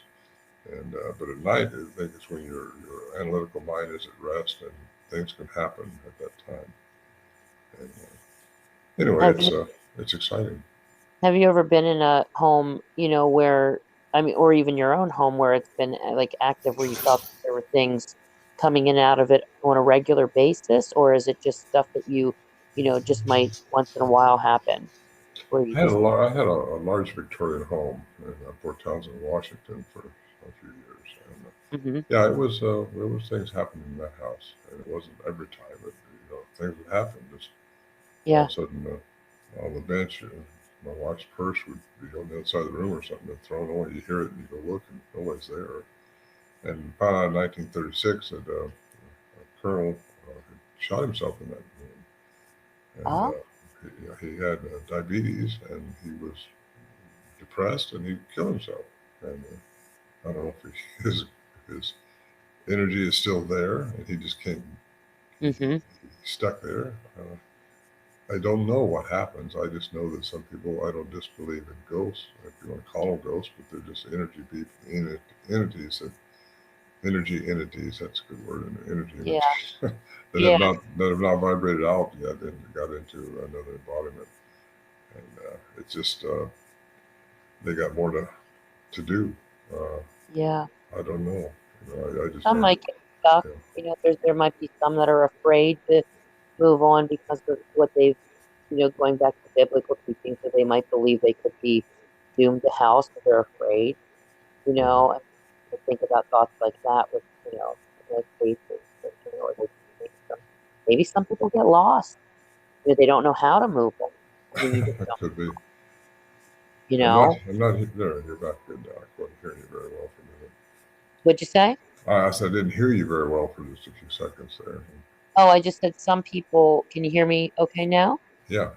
Okay, I said some people might get lost. Like they, there might be souls, or, their energy, it gets trapped. I mean, you just don't, especially Hmm. something that's violent, because you hear a lot of things where it seems like a lot of cases where people have been murdered or committed a murder or suicide, possibly, where they just, a lot of those seem to kind of stay or get stuck. You hear a lot of those stories with something that's attached to a story like that. So it just makes you wonder if they're afraid to move on or they get stuck. Well, we all have choices. I think you have choices in this life or the next life. Wherever you are, you can have choices. That's one of the things the universe agrees on. Yeah. And if they are stuck there because the vibration just can't get out of it, I really don't know that answer. But there is an Hard answer, to say. and we will know one day. I hope we do, Ron. I hope that, I wonder that at times. I'm like, what if what if we leave here, and I mean, in some cases, what if you're just recycled right back, or if you move on and you're still learning. And see, the thing that, we talk about, like, reincarnation and such, like, we both feel that that's possible. I mean, I feel that, how could you learn what you need to learn in one lifetime? And people that die at 16 or at 21 Yeah. or 10, I mean, that Right. doesn't make sense to me either. And it sounds logical to me that our soul would come back repeatedly to learn different lessons and to learn different experiences so that we would grow. Yeah. you know but then you hear of these near death experiences, like, say, the heaven is for real story, where Colton Burpo had gone to heaven, and he sat on Jesus's lap. He was 3 years old, and he came back. He saw his mother. He saw what she was doing. He saw his father, what he was doing. This kid wasn't even dead. He just had been taken up. And then so he's not dead, and he's going through the surgery, and he's up in heaven with Jesus. He described, where the Holy Spirit was, where Jesus sat. He describes the mother having a miscarriage he never knew about. He met his sister. He met his grandfather.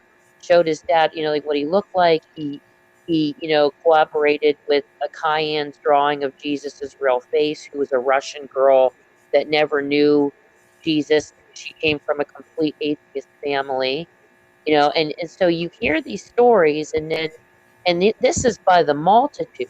Okay, this is another instance where you've got people that, just like many people, how many thousands, hundreds of thousands of people have seen Bigfoot or whatever the number is, and so you have the same with these people that are having near-death experiences that are going to heaven and coming back saying everything that is in the Bible is true. So how do you compute that then? Like how are we supposed to see? This is the confusion that I deal with, where I'm like, what am I supposed to believe here?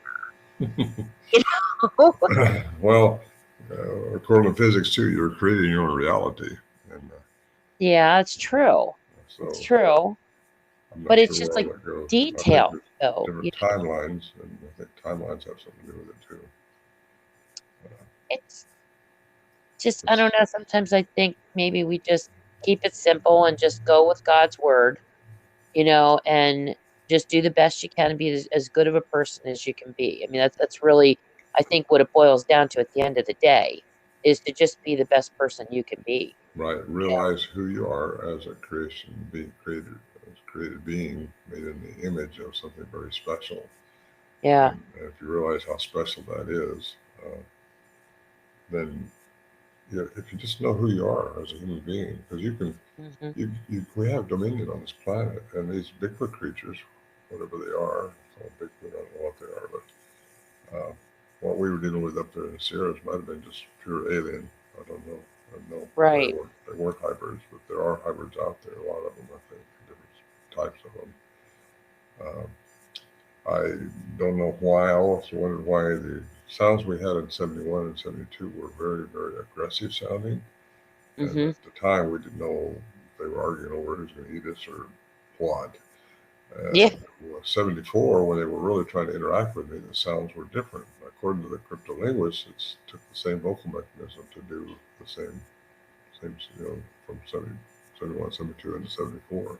And so, but yet, they weren't aggressive sounding. They were more interactive sounding. And you heard, I got it recorded on my second CD, the pounding of rocks, the coding, they were rhythmically pounding rocks and hitting trees and whooping back and forth. And it was just an exciting night. Then all of a sudden, like we'd learned over the last 2 or 3 years, just don't do anything. Let them think they haven't got your attention. And they start doing other things. So that's what we were doing. My friend and I, we packed supplies in on the horses and mules. And we were just sitting there, just eating our meal. I fixed up the stove and dark then. And they started really interacting with us. And you started hearing them call out something. And you don't know what they're calling out, but they're calling out to you, or to me. And I just started mimicking them, underestimating again what they were, but I started mimicking them. And I think according to the cryptolinguists, they've actually slowed their vocalizations down to something we might be able to understand. And I've had a lot of people chime in and say, well, I know what they were saying to you. Well, but they'll tell me something different, so I didn't know who to believe. Yeah. But that was an exciting night, and I'm glad it happened to me. But I still don't know what they were. I still don't know what they were asking me, what they were saying. There's definitely some questions involved there, according to the inflection on the sounds they were making. Yeah, I wonder if they can learn our language. I've heard of there's a guy that goes out, I can't remember what his name is, but he supposedly interacts with a Bigfoot. Now I don't know if it's real or not. I can't, validate that, but he has recordings of him speaking to one and it sounds very powerful, the voice does and everything, and it mimics what he says. So it mimics it back. But that's kind of a fascinating. Yeah, I think he's up in Canada. I don't remember exactly who it is again. I haven't heard of him, or maybe I have. Yeah, I'll have to send you the link. I'll have to try to find it and send you the link. If anybody's got recordings that are even close to language type recordings, which I have, those ones we encountered, but something like that, where Scott Nelson would love to tackle it again, because he gets some of that stuff. Some of it is very credible and really corroborates what we got. Some of it's just a bunch of yells or screams. They say, "Is this a Bigfoot?" I'm sure this is a Bigfoot. I've never heard it before. Well, that doesn't mean it's a Bigfoot just because you've never heard it before. But if it's a language, which means a morpheme of words in a sentence, that's different. And Albert Ostman in 1924, when he was interviewed by John Green in the 1950s, he said that they were chattering amongst themselves, and that's what they do. They chatter very rapidly, Uh-huh. and that's a language of their own. But they have bigger heads, they have bigger brains, they have bigger everything. Yeah. They're just, I think, a lot of them are just more advanced than we want to give them credit for, and that's their safety really, because too many people are out there looking for the ape in the woods still. Mm-hmm. And, Well, then the other end of it, the other end of the spectrum is the people that have seen the little people. mm-hmm. That's just like how do you go from, Bigfoot to little people now? And I'm like, good grief. I mean, it's crazy. Well, you got. I asked when I was just a boy, little boy. I said, "How far is it to the end of the universe?" Mm-hmm. Classical science says everything's measurable and predictable, and physical, material. Well, no, everything's not. So if everything is, tell me how far it is to the end of the universe. Yeah. I asked that when I got older and got involved with the scientists that are studying this phenomenon. I think that's when I got kicked out of the club, because you can't tell you how far it is in the universe, because there is no end. How do you explain something that has no end? Well, if it has no Yeah. end on that end, how can you say it has no end on the other spectrum, the small world? How do you split everything? How far can you split? Still get down to nothing. You're never going to get to nothing. I know. And that's hard to get your head around. So This whole somebody thing. said you just have to accept it, and you can look up in the stars and realize that there's no end to space. I mean, what could it possibly be? Mm-hmm. I mean, where does it go? And so if you can just comprehend that, you can't understand it, but you can comprehend it. You will be able to comprehend it and understand it once we pass out of this embodiment Yeah. and get into another dimension. We'll understand everything then. But right now, we're just beating our head against the wall trying to understand We it. really are. I know. It's fun. It's fun. Well, that's what I've said many times, that we're not going to get all the answers, but it's definitely fun theorizing about things and trying to put our heads together, and we may never know. I mean, this might be something that we're doing all this research and everything, and we just don't get an answer until we're gone. Well, until we're enlightened. I think we have to be Yeah. more enlightened. I think that's what 2012 calendar was all about, is enlightenment time has come around. Mm-hmm. And that's when things change. And I think things are changing now, and we're in the middle of it. We live in a crazy world. It's like something straight out of a Lord of the Rings movie or something. It's just like, wow, we really do live in a completely supernatural world, and people have to accept that. And the Bible, you believe in God and you believe in the devil and all that stuff. Well, then why can't you believe in Bigfoot or giants or Yeah, dogmen, or how yeah. do you believe in one and not the other? And So I had so many people that I asked my friend Bill, who was really close to me, going up into the mountains when we had that encounter that night in '74. And I said, "You ever want to just go out with me and talk to people? And people want to get some, cooperation with me." mhm. There's 6 of us involved, which it was. And he said, "No," he says, "I can't get people." He tried to get people to believe there's even a Bigfoot. He said, much less try to get into the anomalies associated with them, Mhm. because you can't get into it without people crossing their arms. The hardest people to talk to, Tracy, I swear, are the church people, the people who've been indoctrinated and brainwashed. Yep.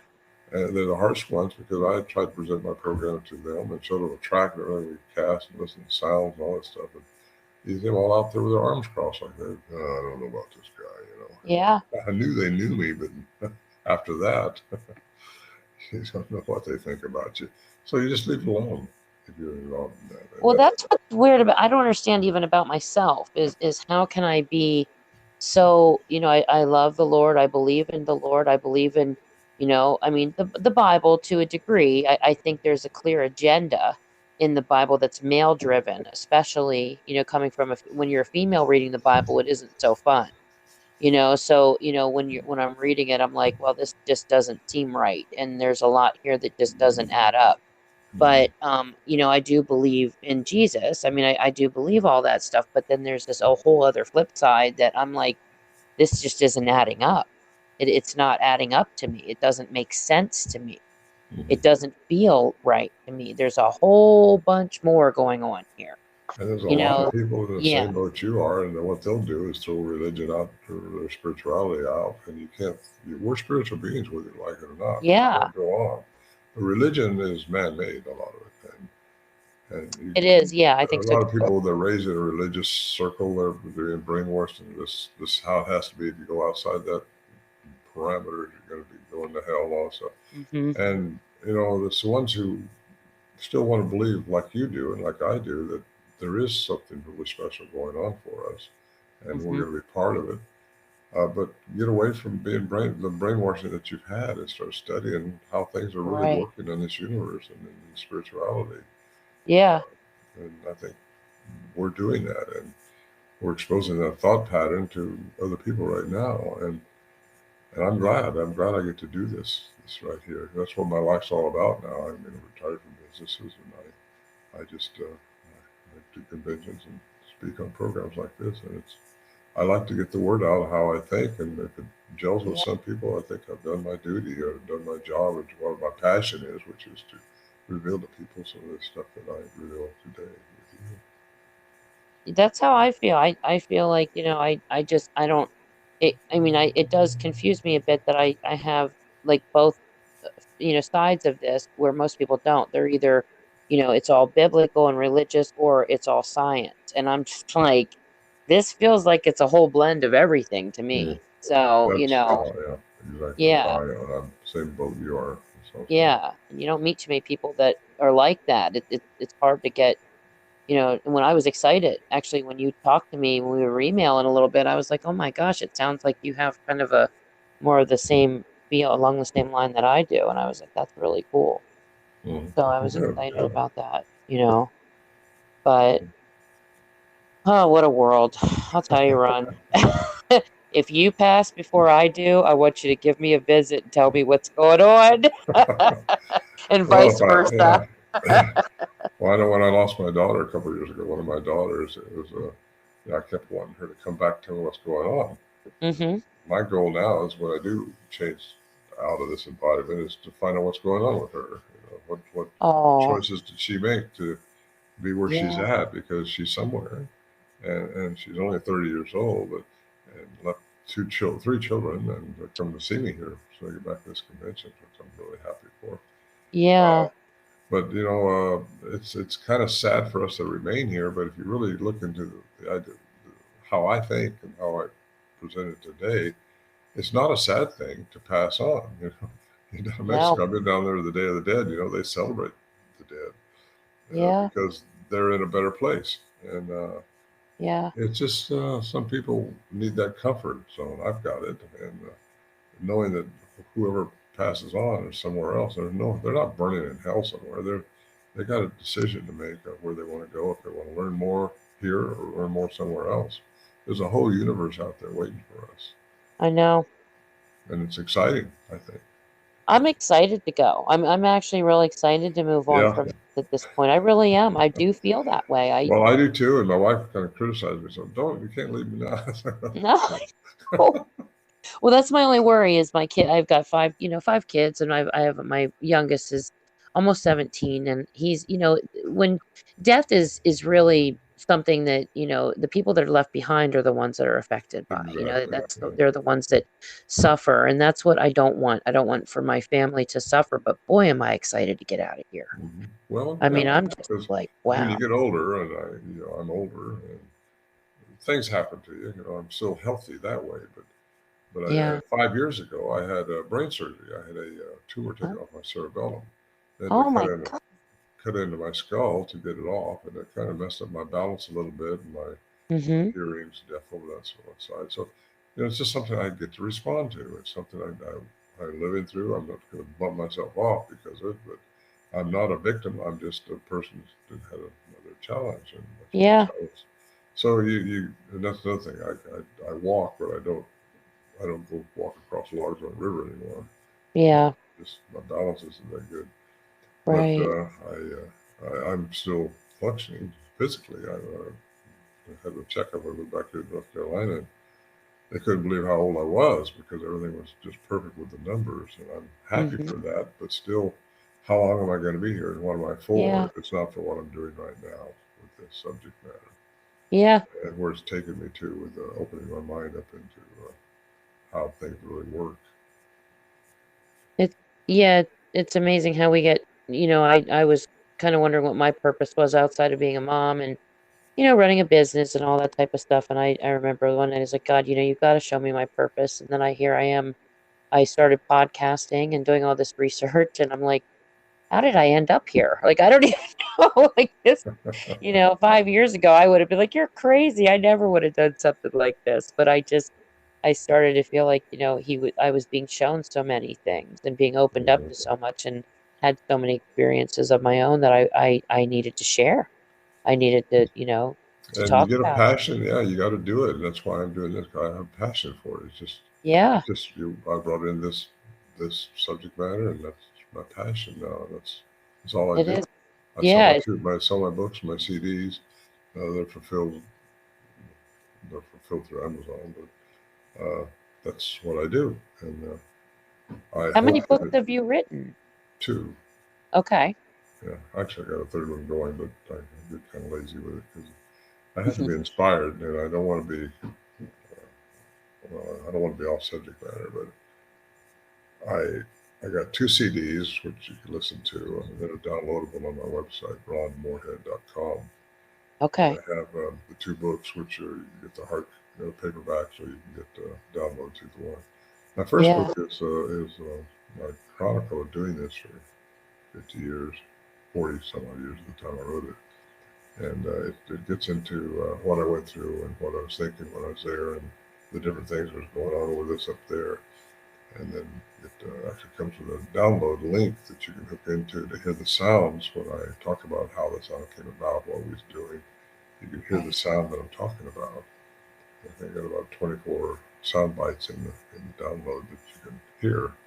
Not to be confused with either one of the CDs, because the CDs are different. They're the narratives of the story itself. And one of them was John Al Berry, who's an investigative reporter that went in. It's his. He wrote it. I produced it. And Jonathan Frakes from Star Trek: The Next Generation. He narrated it for us. Anyway, my second CD is my story. I wrote it, I narrated it, and I produced it. And it's the one I just talked about. That the complete story is in the book. Mm-hmm. I'm definitely gonna have to get these. I'm really fascinated. I just didn't know you had CDs and stuff. So that's gonna be really neat. Yeah, they're downloadable. And Okay. on my website, ronmorehead.com. Okay. And I'll bring that up. I won't see this stuff.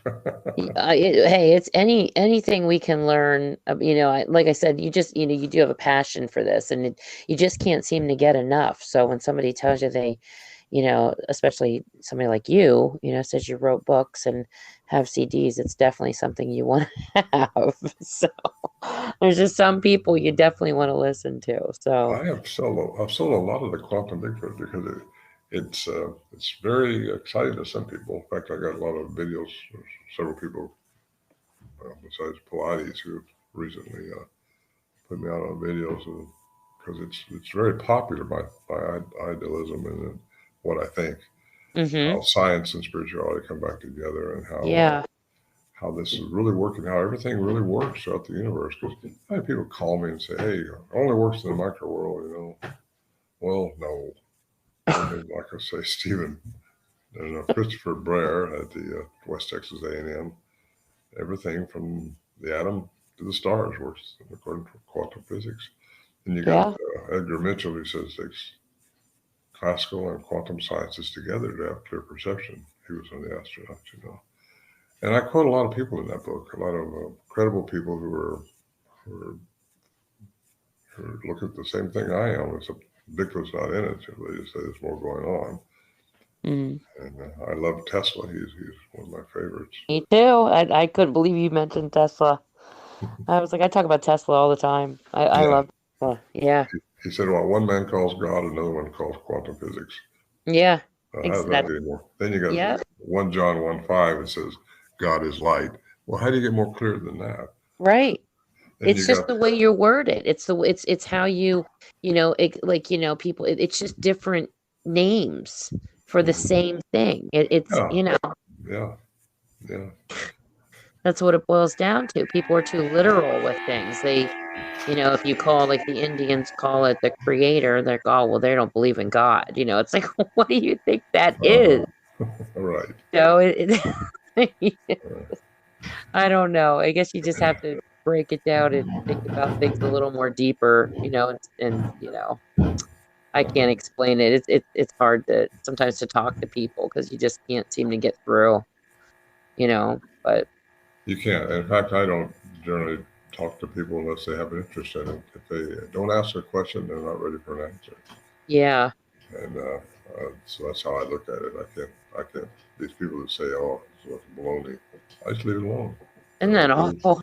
Well, it is awful. They don't want to open their minds to something else. That there could be something else in this God, planet can you besides imagine being us. simple-minded? Like I'm not. I shouldn't say simple-minded. I know it's kind of insulting, but I don't That's understand. a good word. People that just, I like it. I like it. yeah. It's just like I just don't understand how you can't get past like the everyday, just going to work, living your life, going to church, just doing all this, and it's like, my God, there's so much more out there, And and thinking you there's can, yeah, thinking you see everything that's going on. Well, that's yeah, ridiculous. You only see within our three-dimensional environment, and there's all these other dimensions existing that we have to try to understand. There's different timelines existing. mm-hmm. You got different aliens existing. I've been in Peru, Bolivia. I spoke Oh at the yeah, Darwin Museum in Moscow, in Siberia. Just looking at anomalies and stuff that's going on, and oh, crazy, it just when you see that stuff with your own eyes, the megalithic structures down in Bolivia and Peru, you get all over. I flew over the Nazca lines too, and you see this stuff that's going on, especially the big boulders that have been moved for miles, placed yeah, upon this 13,000-foot mountain, put together like a jigsaw puzzle. yeah, Many of them over 100 tons. They're put together with no mortar, and I mean just like a jigsaw puzzle. And how'd they do that? Well, we can't do that today. yeah, And you're talking about stuff all over down there. You see it with your own eyes. And we was down there weighing the skulls and checking out the skulls too, those elongated skulls, to see if there's any crumb trail leading to the elongated skulls, which you often hear about it. Besides your crest on Bigfoot up here, the elongated skulls. I was mm-hmm. wondering if there's any kind of crumb trail that led it up this way, if the Bigfoot could be involved with that species down there somehow. Yeah, And sure enough, the Incas, who were right after the pre-Inca people, I think they did cradleboard their youth, their royalty youth, to try to elongate their skulls, thinking that would probably give them, we think, that would give them the same abilities that these yeah, pre-Inca people, the Paracas people, had, and which was how they moved those boulders, how they did the things they did, just straight as narrow like a laser cut, and if there was a crumb trail, the Incas warred with the Mayans and the Aztecs in Central America. And they got the stories of the Mayans warring with giants in the north. That took me into the Lovelock Caves in Nevada, where I've been 4 times trying to get access to the remains that were found there in 1911, 1922, right in that area. But Smithsonian's taken them all away. They can't even show them anymore. So, and the Paiutes claimed that they were warring with cannibalistic giants, red-haired 8-foot giants. yeah, Well, then you got the minaret skulls, which they found in Martin. Yeah, minaret skulls was found by Dr. Denton when it had a Boy Scout crew going into the minarets of the Sierra Nevada mountains. They dug up this big skull, this mule did. They packed supplies in. He took it to UCLA, and that's where it just turned up missing. Al Berry chased that down, and he could not get anybody to have any information on that. Well, it was taken away. He went over and interviewed Dr. Denton himself, and he's a doctor. mm-hmm. It's a huge skull, human skull, and anyway, stuff like that just gets hidden because they don't want the narrative out that there's something else happening here besides what our religions and what our Darwinism tells us. Right. Well, that's the same way with the DNA study. They wouldn't let that go out because Melba Ketchum just thought hell. Basically, you want to talk about hell. I know. By the scientific community because of her analysis of that, and because I'm reading a book on it now. I think I might have mentioned at the beginning of the program. It's written by Scott Carpenter, I encourage anybody to read that if they have any, if they want any information about the DNA study that Ketchum did, because it's really enlightening. Okay. So, but yeah, she got thumbs down the science community because they can't handle. It's called cognitive dissonance, and they don't want to disrupt what's going on. And a lot of science is funded by our government. That could be a hint Yeah. too. Yep. They want to control the narrative. Well, they control everything by funding it. That's what they do. That's their game. Yeah. So, it's all about funding for them, even the pharmaceuticals and everything, it's just, yeah. I can't, I still look at money sometimes and think, I can't believe, everything is dictated by this piece of paper, but it's crazy. Like this whole concept, even of money, just, I just, I don't know. I can't. That'll go away someday. Yeah. Well, yeah. Has to. It's just, this is it's crazy. I just, boy, I don't even have the words for some of this. It's just like, I just can't even express how this just doesn't make a lot of sense to me, and how we've kind of all bought into the program. Yeah, it's going to get rebooted. I think the whole world's going to get rebooted here. And, yeah. Where you got to trade a chicken for a root canal or something. Something needs to happen. I mean, I just, I don't know, but I know I'm ready to go whenever. I mean, I'll be happy as a, whatever. And, I just can't, things have gotten a little dark. It's an exciting time here, but it's also, there's a lot of darkness. A lot of and there's more darkness to come before the light comes. Yeah. The light will be for us who are looking for it. Even Abraham Lincoln said, "You find what you look for," and that's pretty much goes into quantum physics too. Yeah, it does. Like I said, it's all blended together to me. Mm-hmm. It's all intermingled. If you look for the good, you find the good. If you look for the bad or entertain the bad, your body's made of what you eat. Your mind is made of what you listen to, what you understand, what you read, and what you hear. And your brain is going to hold all that. And if there's a blank spot comes up, like somebody saw something in a dumpster and they thought it was a bear, but it was really a Bigfoot, well, your mind's going to fill in the blank and say it was a bear. Yeah. It could be vice versa, too. It might have been a Bigfoot and the brain, or it might have been just the opposite. I don't know, I'm getting loose here, but I'm just saying you got to, I forgot the phrase, I'm trying to think of a phrase for that. It's where your brain fills in the holes, and it can only fill in what it knows. So. Exactly. Yeah, with their people, like I said, their comfort zones. Especially, they seem to really like to.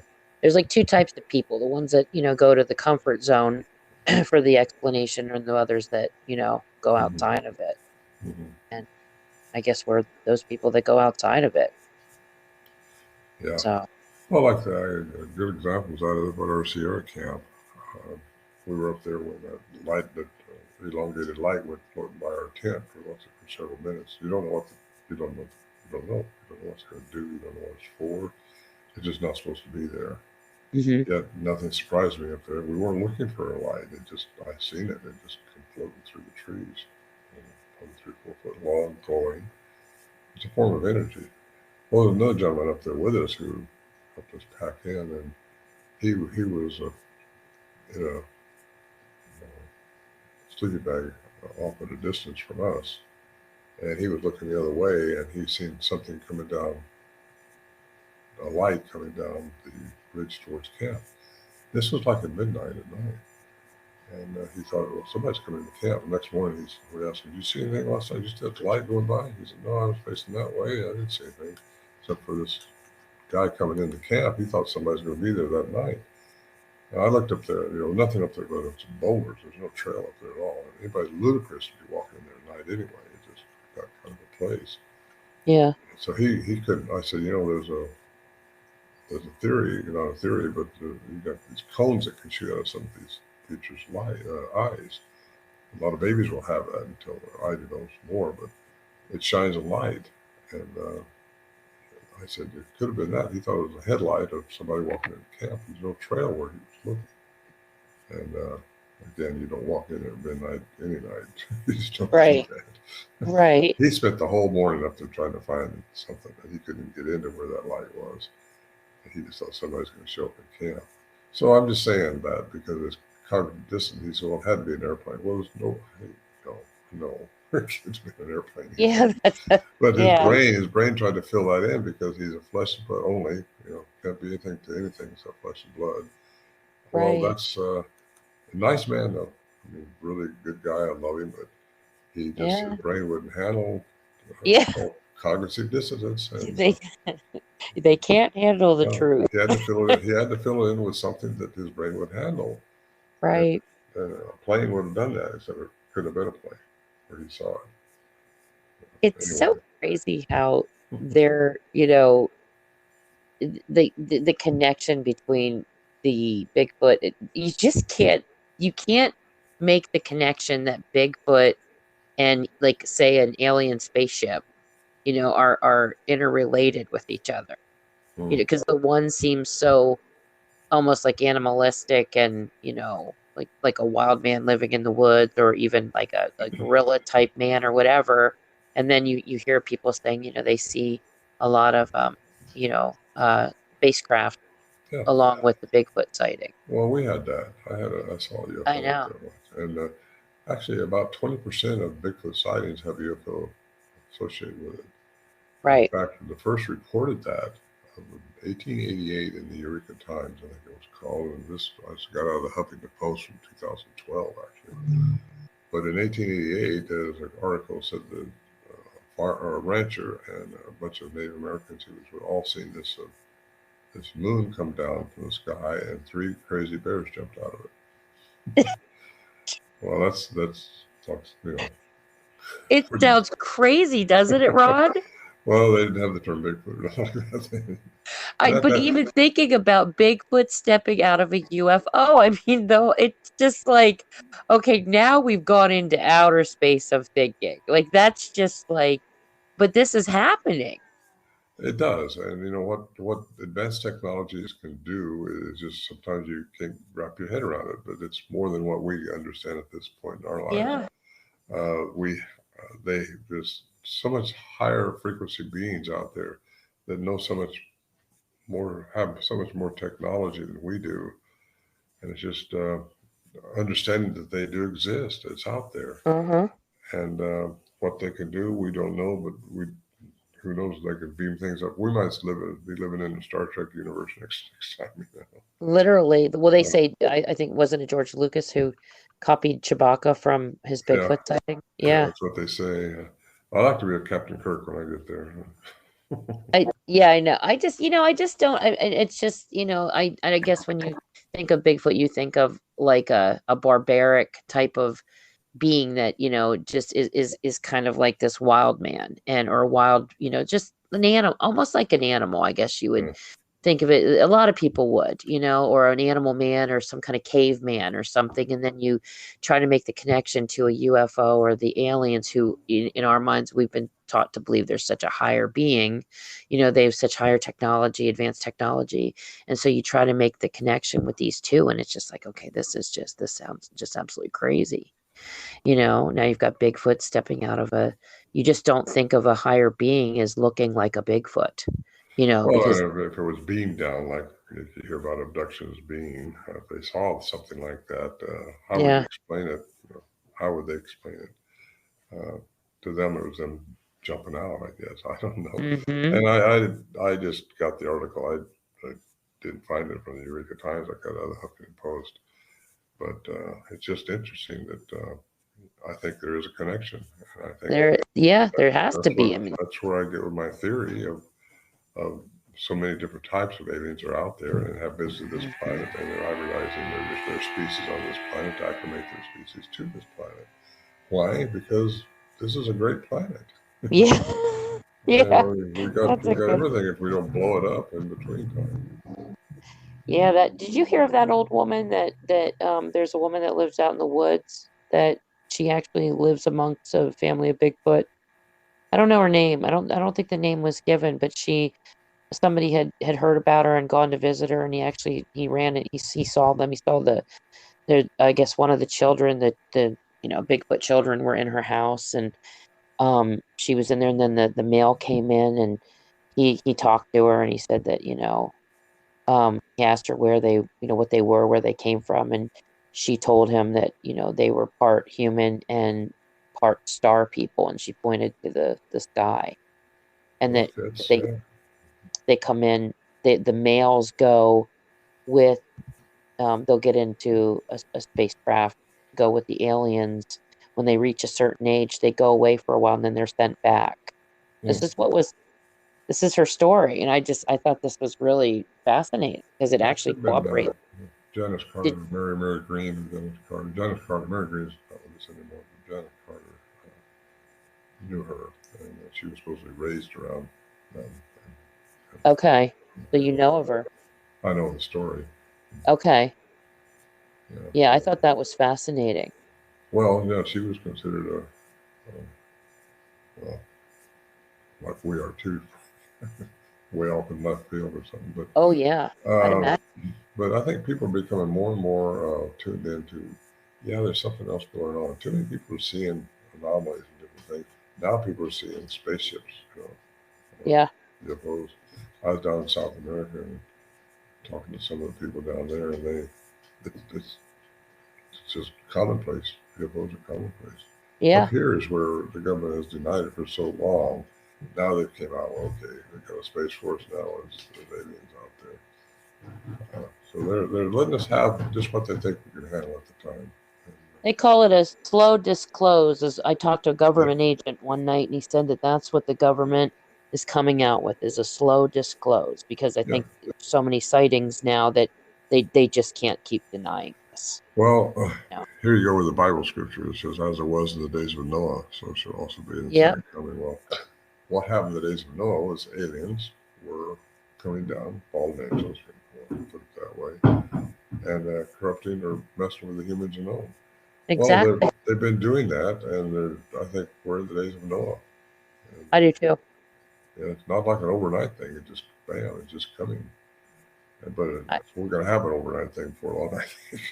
yeah. But something's got to change one of these days. I used to think aliens were, for a long time, I believed that they were another race of being that God created, because I was, I had this way of thinking that, well, why would he just create humans and just stop there? I mean, there's a chance he could have created, this, other races or whatever to live peacefully amongst them. Mm-hmm. And the one day I was just, just talking about it. And I remember I stopped dead. I heard God say, Tracy, they're not, another race of, person that I created. They said they're the fallen one.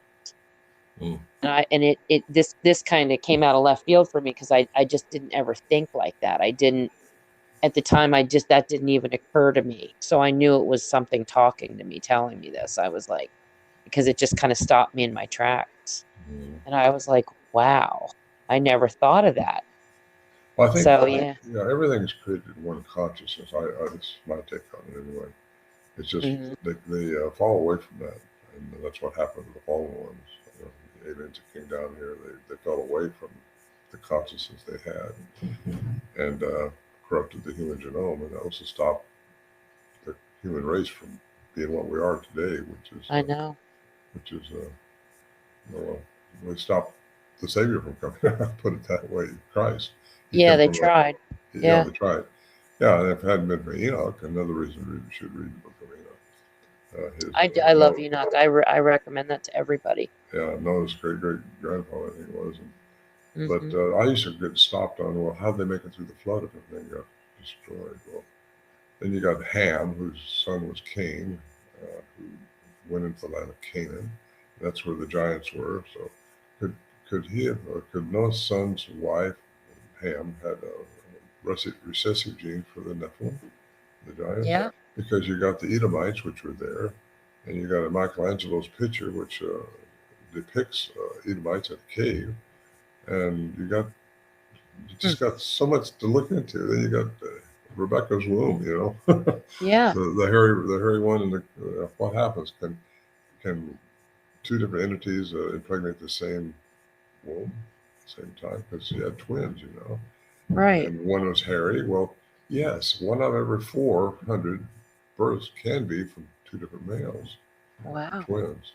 And I researched that a little bit. So, Wow. what happened? If they had technology that could actually reach in and do stuff like that, yeah, that's how they wanted to, again, try to corrupt, because he was supposed to get the birthrights. That's why the wars are fought over there today. This, I don't know. There was a story about a man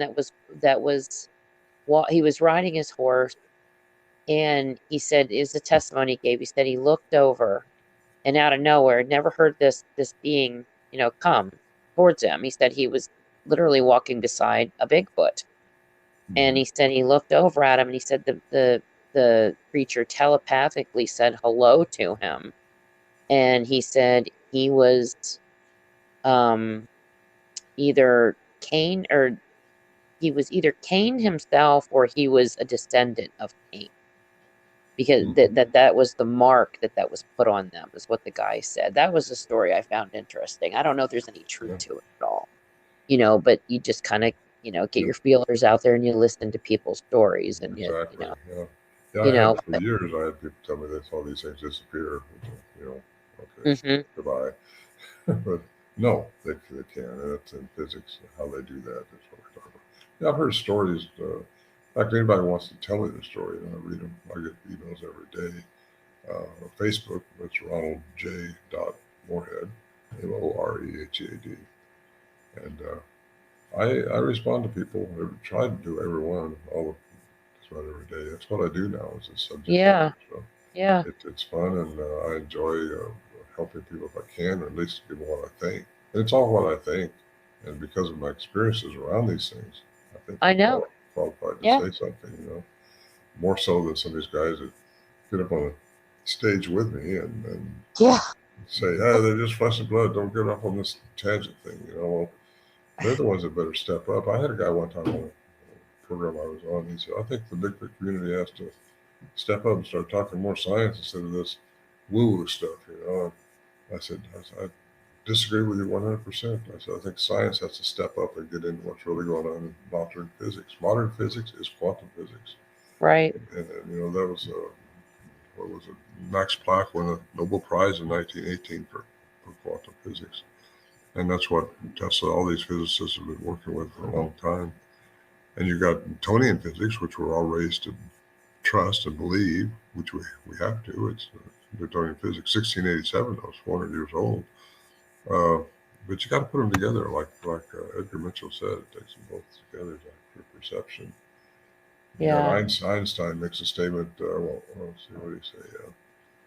Science without religion is lame. Religion without science is blind. Yeah, so, it's true. But I think if he was saying it today, he'd say spirituality, he would say religion.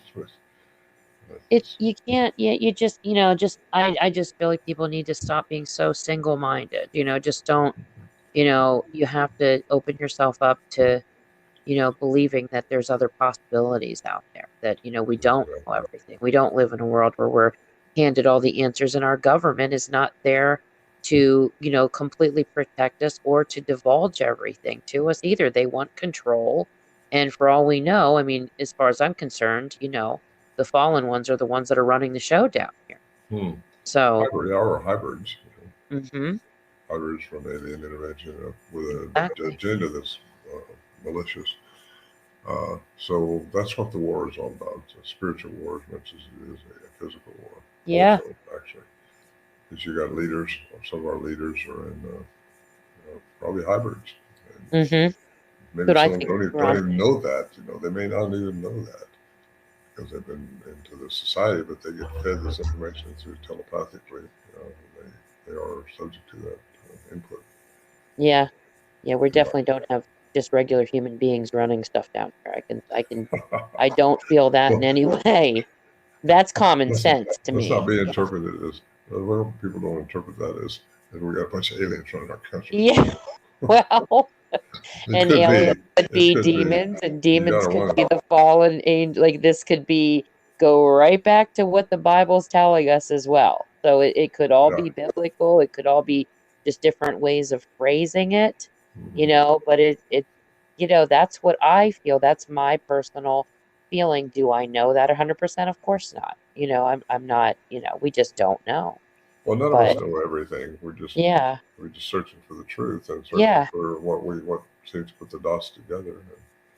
And we know what we feel. We know what sounds right to us, and we can talk about that. It doesn't mean we're experts on it, but that's just the whole point. Just keep an open mind and discuss it in a way. Just kind of keep when somebody throws an idea out there, entertain it, because it's a possibility.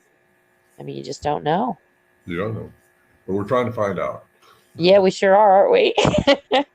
Watch for inundation of UFOs and inundation of different species coming down, because that's really, they let themselves be seen in our dimension. That's when things are really going to change quickly.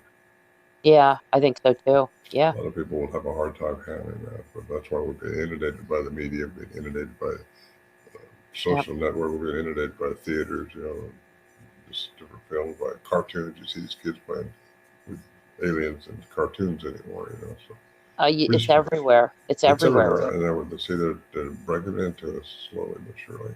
They are. They're getting us prepared for something, and and this could be something that turns into a battle for us. I mean, we might be, we don't even know. Mm-hmm. I mean, from what we were told, it's going to be a great battle. So we'll have to find out. It'll be a real eye opener for some of us. Yeah. It sure will. Well, it says in the Bible, men's hearts will fail them for what they see that comes upon the earth. So, that's. Yeah. I don't know. I hope we're out of here by then. I don't know. I kind of like to be experienced. It'd be fun. Well, we can watch it from afar, Ron. We can. I just feel bad. I feel bad for my grandchildren. And my children. Me too. Yeah, me too. I'm the same way. Yeah, it was great having you on, and hopefully I'll have you on again. I'll have to stay in touch with you. Mm-hmm. Thank you, Tracy. You're welcome, Ron. Have a great day. You too. Take care. Take care. And that is the show for tonight. I hope you all enjoyed it as much as I enjoyed interviewing Ron. What a fantastic human being to talk to. I really enjoyed it.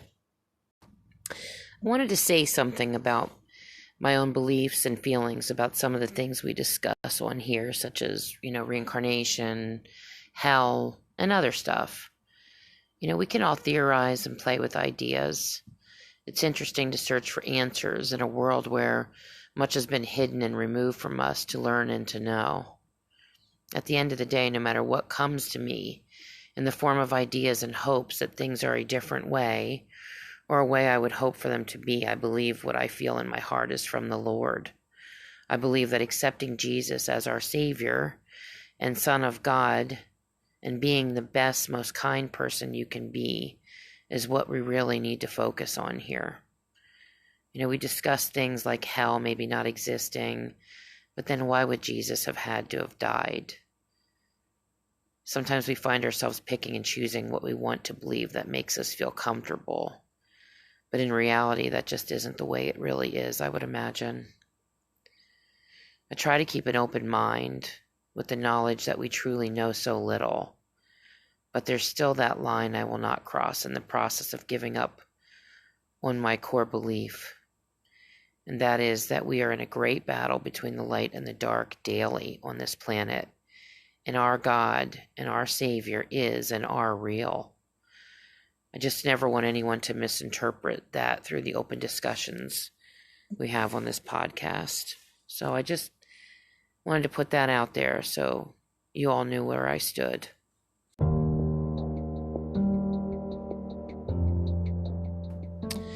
I love you all. Say your prayers and work on forming a real solid relationship with the Lord. Stay safe. God bless and bestow His grace upon you all. Until next time, take care, everyone, and thank you for being here.